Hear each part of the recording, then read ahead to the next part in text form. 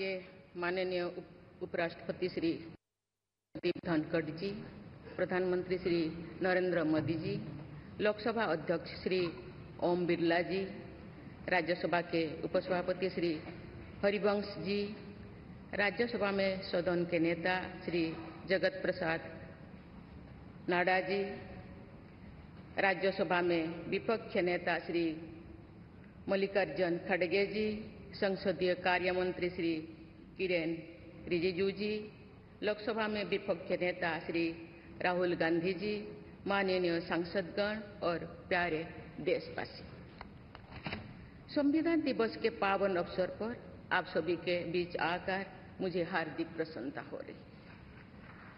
संविधान हमारे देश का सबसे पवित्र ग्रंथ है। आज हम सब एक ऐतिहासिक अवसर के भागीदार भी बन रहे हैं और साक्षी भी। 75 वर्ष पहले संविधान सदन के इसी केंद्रीय कक्ष में आज ही के दिन संविधान सभा ने नवस्वाधीन देश के लिए संविधान निर्माण का बहुत बड़ा कार्य संपन्न किया था। उस दिन संविधान सभा के माध्यम से हम भारत के लोगों ने इस संविधान को अपनाया, अधिनियमित किया और आत्मार्पित किया था। हमारे संविधान हमारे लोकतांत्रिक गणतंत्र की सुदृढ़ आधारशिला है। हमारा संविधान हमारे सामूहिक और व्यक्तिगत स्वाभिमान को सुनिश्चित करता है। आज कृतज्ञ राष्ट्र की ओर से मैं संविधान सभा के सदस्यों और कर्मियों को श्रद्धांजलि अर्पित करती हूँ। ये देश का सौभाग्य है कि संविधान सभा के अध्यक्ष डॉक्टर राजेंद्र प्रसाद ने तथा प्रारूप समिति के अध्यक्ष डॉक्टर बाबा साहेब अम्बेडकर ने संविधान निर्माण की यात्रा का मार्ग डॉक्टर राजेंद्र प्रसाद ने तथा प्रारूप समिति के अध्यक्ष डॉक्टर बाबा साहेब अम्बेडकर ने संविधान निर्माण की यात्रा का मार्गदर्शन किया।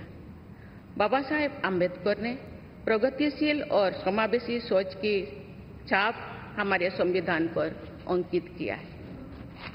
संविधान सभा में बाबा साहेब के ऐतिहासिक संबंधों से ये तथ्य स्पष्ट होता है कि भारत लोकतंत्र की जननी है। अपने लोकतंत्र पर गौरव की इसी भावना के साथ आज हम सब इस विशेष अवसर पर एकत्र हुए। ये अवसर संविधान सभा की 15 महिला सदस्यों के योगदान को स्मरण करने का भी है। हमें उन अधिकारियों के अमूल्य योगदान को भी याद रखना चाहिए जिन्होंने नेपथ्य में रहकर काम किया। उनकी कार्यनिष्ठा ने संविधान निर्माण की प्रक्रिया को सुचारू रूप से आगे बढ़ाया। उनमें प्रमुख भूमिका श्री BN राव की थी, जो संविधान सभा के संवैधानिक सलाहकार थे। मैं संविधान सभा के सचिव श्री HBR अंगगर, संयुक्त सचिव श्री SN मुखर्जी और उप सचिव श्री जुगल किशोर खन्ना को भी उल्लेख करना चाहूंगी। माननीय सांसदगण, स्वतंत्रता के 75 वर्ष पूर्ण होने पर मैं सभी देशवासियों ने आज़ादी का अमृत महोत्सव मनाया। आगामी 26 जनवरी को हम अपने गणतंत्र की 75वें वर्षगांठ मनाएंगे। इस तरह के समारोह हमें अब तक की यात्रा का अवलोकन करने और आगे की यात्रा की बेहतर योजना बनाने के अवसर प्रदान करते हैं। ऐसे समारोह हमारी एकता को मजबूत बताने की तथा ये दर्शाते हैं कि राष्ट्रीय लक्ष्यों को प्राप्त करने के प्रयासों में हम सब एक साथ हैं। हमारे स्वाधीनता संग्राम के दौरान अनेक महान विभूतियों ने हमारे राष्ट्रीय आदर्शों को रेखांकित किया था।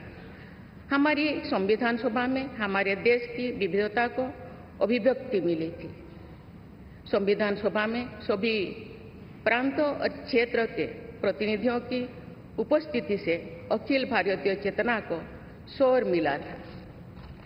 संविधान सभा के वाद विवाद तथा सदस्यों के संबोधनों में हमें संविधान निर्माण की प्रक्रिया के साथ साथ अपने देश के बारे में गहरी जानकारी प्राप्त होती है। आज जिन पुस्तकों का विमोचन किया गया तथा जो शॉर्ट फिल्म्स दिखाई गई, उनमें लोगों को हमारे संविधान निर्माण के गौरवशाली इतिहास का परिचय प्राप्त होगा। एक अर्थ में भारत का संविधान कुछ महानतम मेधावी लोगों द्वारा लगभग 3 वर्षों के विचार विमर्श का परिणाम था, लेकिन सही अर्थ में ये हमारे लंबे स्वाधीनता संग्राम का परिणाम था। उस अतुलनीय राष्ट्रीय आंदोलन के आदर्शों को संविधान में अत्यंत महत्वपूर्ण स्थान दिया गया। उन आदर्शों को सुस्पष्ट और संक्षिप्त रूप से संविधान की प्रस्तावना में व्यक्त किया गया है। ये आदर्श है न्याय, स्वतंत्रता, समता और बंधुता। ये आदर्श सदियों से भारत को परिभाषित करते रहे हैं। संविधान की प्रस्तावना में उल्लिखित आदर्श एक दूसरे के पूरक है।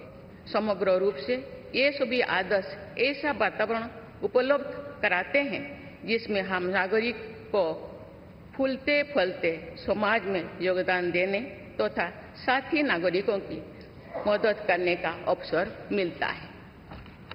माननीय संसदगण, संविधान की भावना के अनुसार कार्यपालिका, विधायिका और न्यायपालिका का यह दायित्व है कि वे सामान्य लोगों के जीवन को सुगम बनाने के लिए मिलजुल कर काम करें।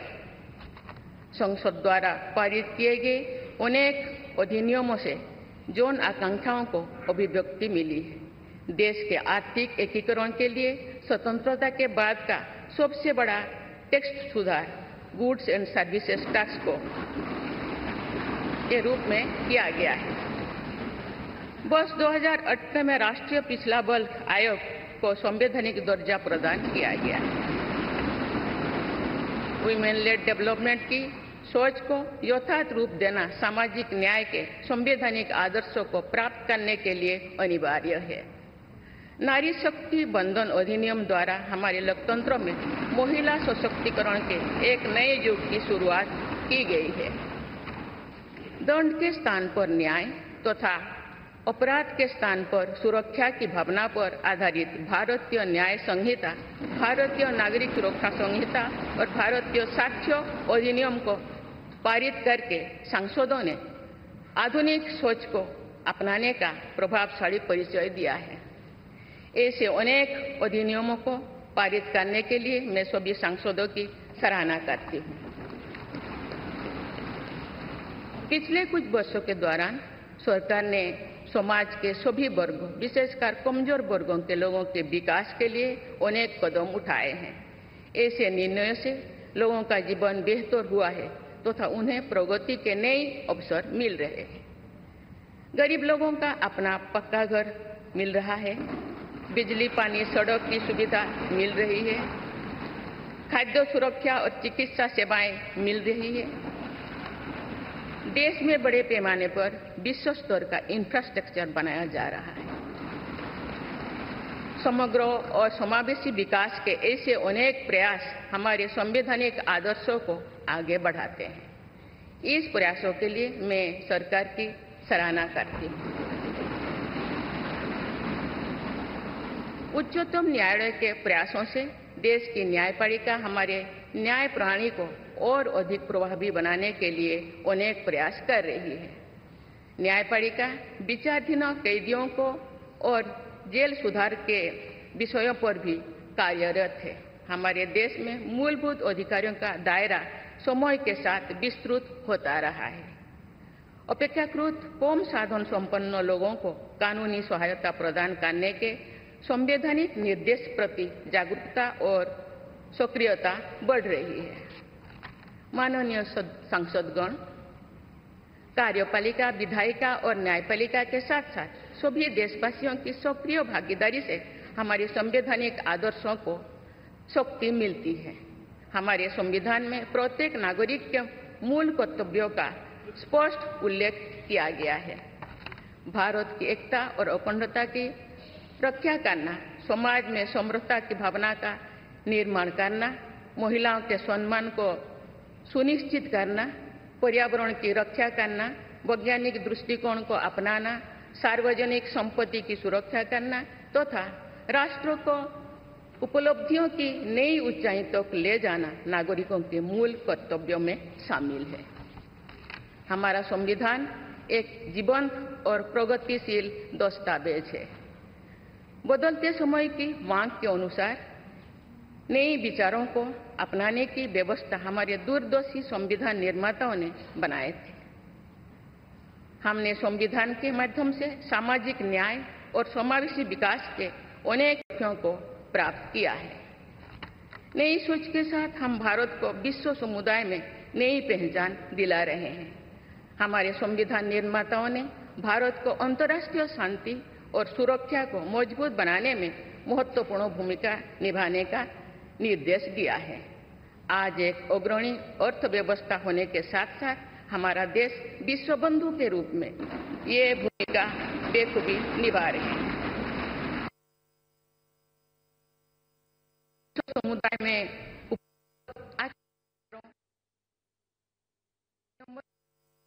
आत्मसात करने के लिए भी तत्पर रहते हैं। देश की जरूरतों के मुताबिक उत्कृष्ट विचारों और संविधान दिया जो अन्य देशों के लिए भी एक आदर्श साबित हुआ है। संविधान सभा के अध्यक्ष और मेरे प्रतिष्ठित पूर्ववर्तियों में सर्वप्रथम डॉक्टर राजेंद्र प्रसाद ने वर्ष 1949 में आज ही के दिन अपने भाषण में एक विचार व्यक्त किया था कि संविधान को जीवंत बनाए रखना उन लोगों पर निर्भर करता है जो उसका संचालन करते हैं।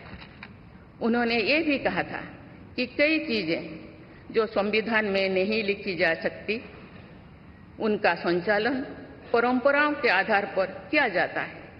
उन्होंने ये अपेक्षा व्यक्त की थी कि हमारा देश आवश्यक सामर्थ्य अर्जित करेगा और समुचित परंपराएं विकसित की जाएगी। मैं पूरी विश्वास के साथ कह सकती हूं कि लगभग 3/4 सदी के संवैधानिक यात्रा के दौरान हमारे देश ने उन क्षमताओं को अर्जित करने और आर्थिक परंपराओं को विकसित करने में उल्लेखनीय सफलता प्राप्त की है। हमने जो अनुभव प्राप्त किए हैं, आने वाली पीढ़ियों को उनसे अवगत कराया चाहिए। वर्ष 2015 में सरकार द्वारा 26 नवंबर को संविधान दिवस के रूप में मनाने का निर्णय लिया गया। तब से प्रत्येक वर्ष मनाए जा रहे संविधान दिवस के समारोह से हमारे युवाओं में देश के बुनियादी दस्तावेज यानी संविधान के विषय में जागरूकता बढ़ाने में मदद मिली है। संविधान के प्रति युवाओं में उत्साह को देखकर हम सब देश के भविष्य के प्रति आश्वस्त हो सकते हैं।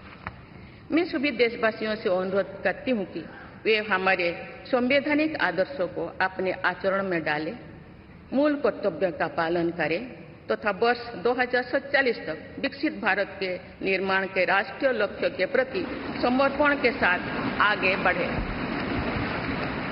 मैं संविधान दिवस के अवसर पर सभी देशवासियों को बधाई देती हूं।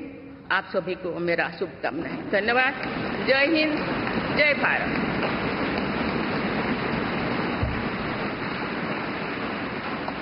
माननीय राष्ट्रपति जी, बहुत बहुत धन्यवाद। अब हम आपसे विनम्र अनुरोध करते हैं कि आज के इस